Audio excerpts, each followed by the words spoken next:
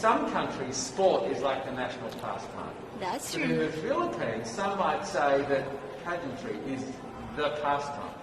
That's true. You know what? In the Philippines, we have pageants all over the places. Yes, we have pageants in the barangay, in school, national, local. That's why we really love Miss Universe. It's like it's giving pride and putting the Philippines back on the pedestal. That's why there's an added pressure as a candidate coming from a pageant-loving country.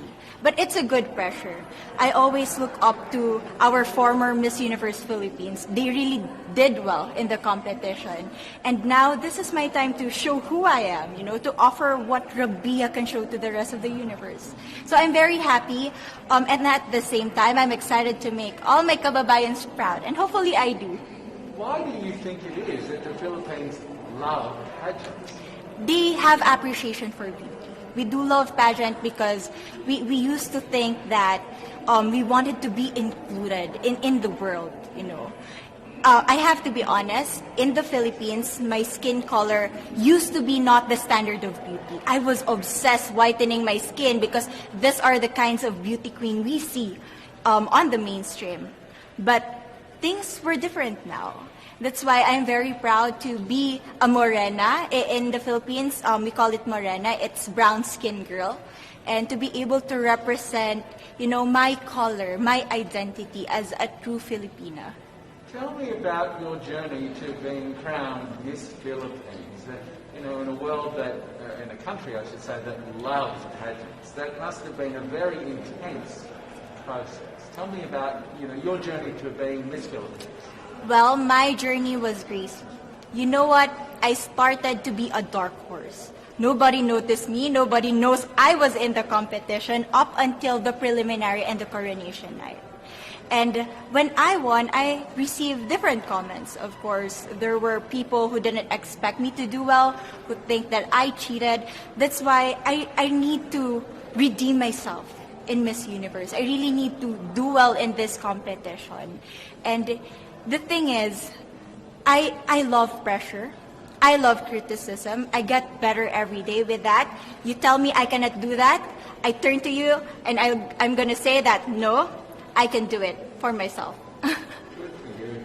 So how does it feel then to be on the global stage? How do you feel to be here in this moment, right now?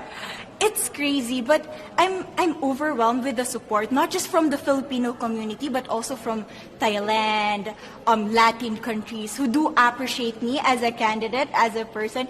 It motivates me that I am beautiful, I can offer so much in this world, and when somebody believes in you, it gives you that extra energy to really do well and perform well.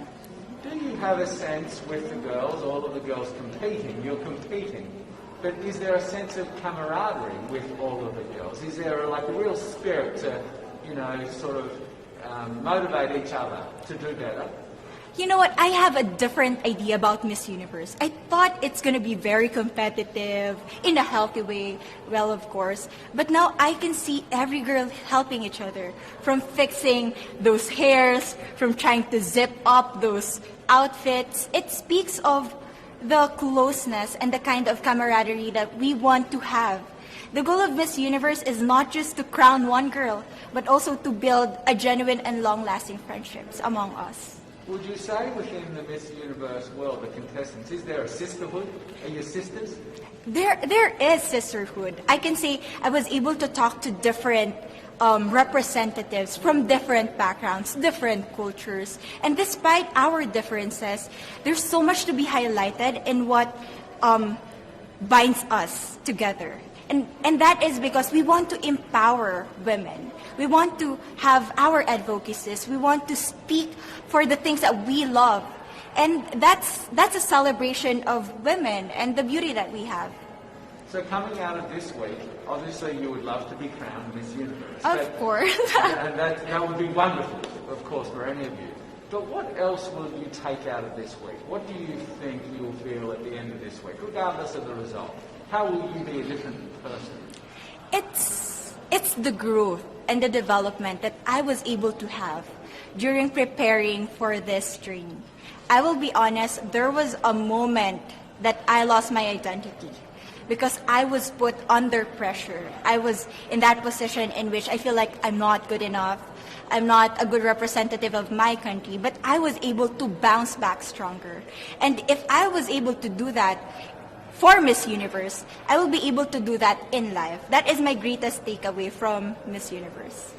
Okay, so the Philippines have a huge amount of fans. Yes.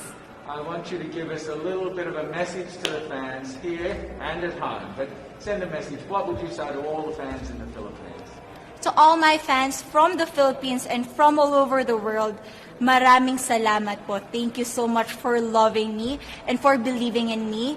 It means a lot to somebody who is so naive in this industry, who has no idea how to become a beauty queen on the first day of my journey. But because of your love and support, I was able to be the woman that I am today. And regardless of the result, I may or I may not win the crown, but one thing is for sure, I'm gonna make you all proud.